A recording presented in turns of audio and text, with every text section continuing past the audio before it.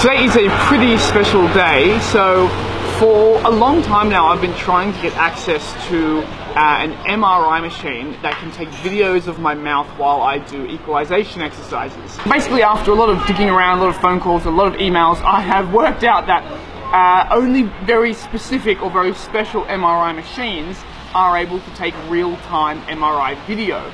So most places you go and you just get like an MRI image. But we needed to have a video of the moving parts of my mouth as I equalize. Right, after a lot of emails, phone calls and headache, we found one, and then after some further emails, phone calls and headache, they have agreed to let us use their MRI machine. Now, it was a very tough process and a very expensive process, so thank you so much to all our patrons on Patreon for funding this project. Thank you so much. Obviously you'll be the first one to see it. I've wanted to do this for such a long time. I've never actually seen what takes place in a person's mouth when they are equalizing. What is actually moving and how is it moving for different kinds of specific equalization. I mean, I think personally this could advance our understanding of equalization a fair bit. So anyway, today we're off to John Hunter Medical Research Institute, which is a bit of a mouthful to say. I always get those things mixed up. Anyway, we're going to drive up there and get this thing going.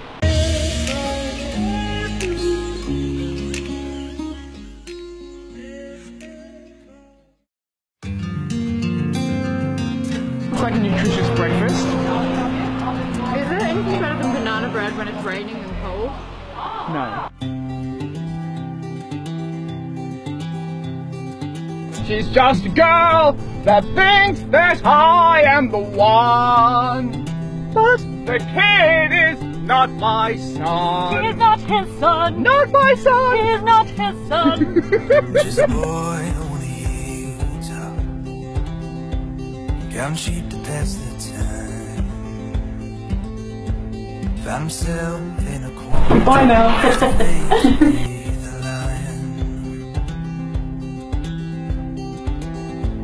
Alright, take a lift up your head for us. Just a boy in a pasture, working in the mountain air. Got more than he bargained when he came along the man. It comes up, but this is where... That's me. How is that for you, baby? Creepy.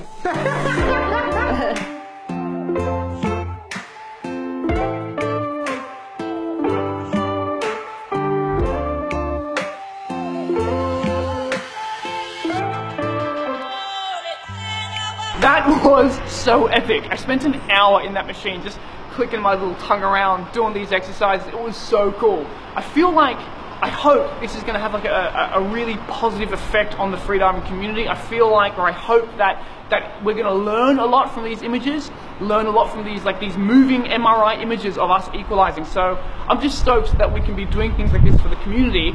And the reason we can do that is because our patrons on Patreon. So thank you so much. Thank you so much to everyone that contributes to our Patreon. It's because of you that we get access to these incredible machines. I'd love to know what you guys think we should do next, because now that we've been in there, now that we have access to this facility, we can come back and do imaging on different parts of the body or different kinds of exercises. I'm interested to maybe do some imaging on my lungs and my heart as I do certain kinds of breathing or breath holds. So let me know if you have any cool ideas for things that we can do, and if you are keen to help support or fund what we're doing, hop onto Patreon and contribute there.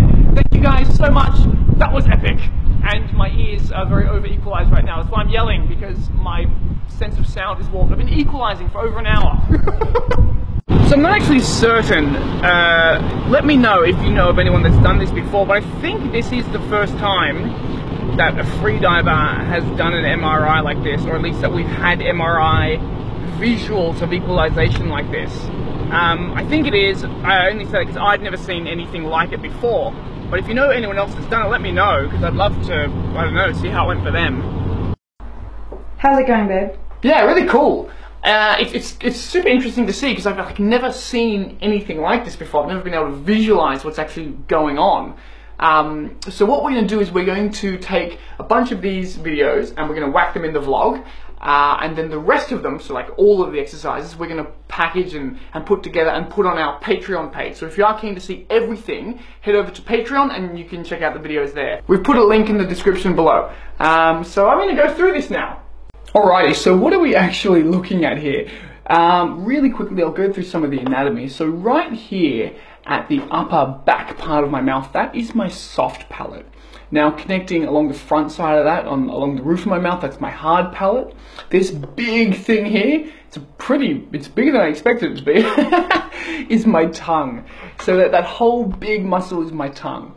Now, this little dangling thing that hangs off the back here, that's the epiglottis. Now, the epiglottis, that folds over your trachea when you swallow, and that's what, I suppose, like steers or directs food down your esophagus into your stomach. So the epiglottis doesn't really have anything to do with equalization, though, so we'll just breeze past it. So right down here, this is my vocal fold. It also gets called a glottis. I mean, like, for the purposes of this video, either will be fine, you know, glottis, vocal fold, it's where your vocal cords are. And this whole area, though, so really quick, the vocal fold or the glottis, that's like what separates your trachea or your thoracic cavity going down into your lungs from your oral cavity up here in your mouth. That's how you open and close it. But this whole area, from the top of the epiglottis down to just underneath the glottis, it's called the subglottis, that whole area is your larynx. And the larynx plays a huge role in equalization in general, and we're going to see it moving quite a lot in these videos. Alright, now in this video, I am inhaling through the nose and exhaling through the mouth. So I suppose what we're seeing here is the changing position of primarily the soft palate, but also a little bit the tongue. So you can see here as I inhale, the soft palate goes down against the back of the tongue, so the air goes down, you know, past there, and then as I'm exhaling out of my mouth, soft palate moves up towards the back of the mouth. It doesn't look like it completely closes against the back of my throat, so it looks like there's still some air that goes out of my nasal passage, but you can see obviously the opening that is created so that the air can move out of my mouth. So that's super cool to see, because you know, so many freedivers have issues with their soft palate when it comes to equalization, like their soft palate getting stuck up the back, so it's very cool to visualize that. Alright, so here I am doing a T-Frenzel. So I am doing a Frenzel equalization where the front of the tip of my tongue is making contact with the front of the roof of my mouth. It's the position that your tongue goes in to make the sound, or the letter T. So, you know, what's really interesting for me watching this is that I think I had thought that the actual base of the tongue itself would engage more, like lift more to create that pressure, but it seems like that the real pumping, the real work that's going on is coming straight from the larynx.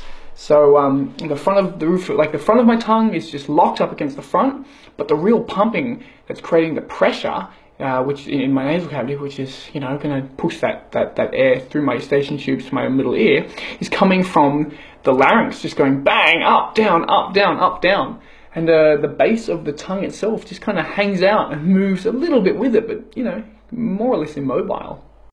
This is me doing a Frenzel equalization using the very back or the very base of my tongue to make a seal. I do it with the mouth closed and then with the mouth open and the tongue stuck out just to get a variation.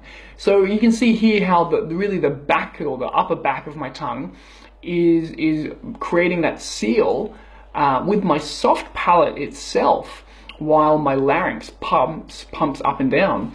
That's really interesting. You know, I suppose I didn't realize the soft palate itself would be strong enough to resist all that movement against it and still hold itself in an open position. Like the tongue there is moving up and down against it. I would have thought that potentially that would have pushed the soft palate closed, but it seems like the soft palate has its own resistance, or, you know, to being closed up against the back of the throat. Because really all this look how much pumping is going up and down from the larynx. Very, very cool to see. So that was the T Frenzel, and then another Frenzel where I'm using the base of my tongue to equalize. Alright, this is me doing a medium-sized reverse packs.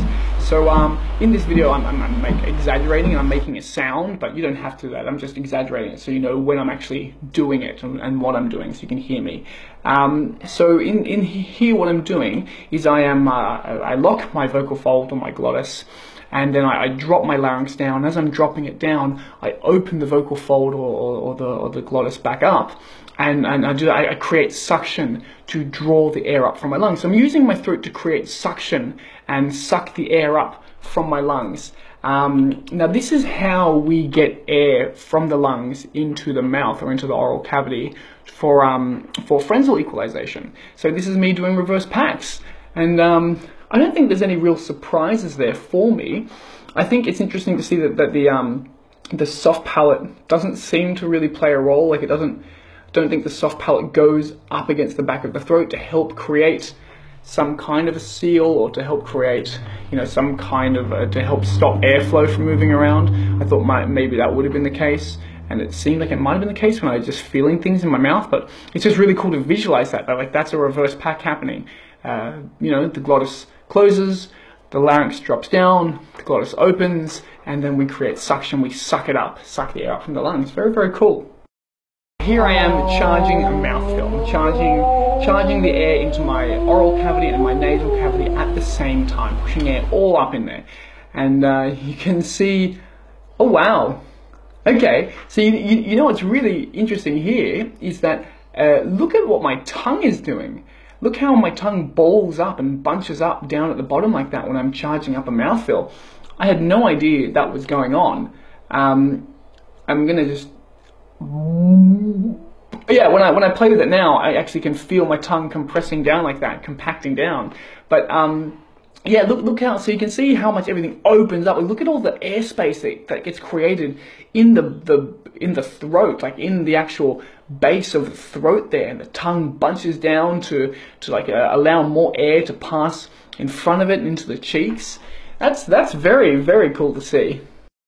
Alright, this is me doing a constant pressure mouthfeel. So I've just moving on from the last one, I've taken that charge, that big mouthfeel, and now I am applying just enough pressure to keep my ears constantly equalized. So first I push down with like an even amount of pressure with the cheeks, and then I shift the air, that's what I'm doing right now, shift the air behind my tongue, and then I slowly roll the tongue back to constantly create pressure in the ears, or to constantly keep my ears equalized, create pressure against the eustachian tubes.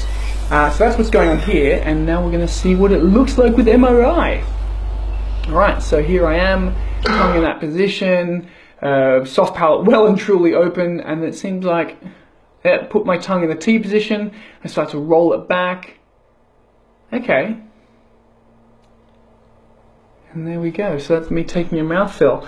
You know what's really interesting for me watching this video is I thought that once I put my tongue into that front position, that I would have a lot of space behind the tongue where air is situated, and then I'd slowly roll the tongue back. But it seems like what I've done here is I'm very quickly just placing the tongue all along the roof of the mouth. And where the big air pocket really is actually in the throat, like right behind the tongue, like not above the tongue, not anywhere along the roof of the mouth, but like right there behind the tongue. Now that's really cool to see. Now I'm not sure if that's just how that's just how I'm doing a mouthfeel, or if that's mouthfeels in general. But look at that, like it's like that's right where that's where all the air is stored, right behind the tongue, like near the epiglottis, at the base of the throat. And it makes so much sense. You know how people are always swallowing their mouthfeels as they go down? People are diving down, they swallow their mouthfeel. It makes so much sense as to why that would happen, because look where, when you put your tongue to the roof of your mouth, look where all the pressure is being placed, look where all the air is. So look where there is all that potential for it to be lost down through the glottis, past like the vocal fold, back into the lungs. Very, very cool. Anyway guys, I hope you enjoyed those videos, I hope you learned something. The rest of the videos are on our Patreon, so feel free to check out the links down below. For more videos like this, don't forget to subscribe to the channel and leave a like, we'd very much appreciate that. Thank you so much, everybody. Sorry we've been a little MIA, we've actually just been in the process of moving. We moved house, it was horrible. So Yeah, we hope you like those exercises. We hope they're helpful. Let us know what you think. And we will see you in the water somewhere. This video was made possible because of our patrons. Learn how you can support us and get access to the world's most complete freediving manual by clicking here. Also, don't forget to subscribe to our channel, and you might want to check out this video because I think you will like it.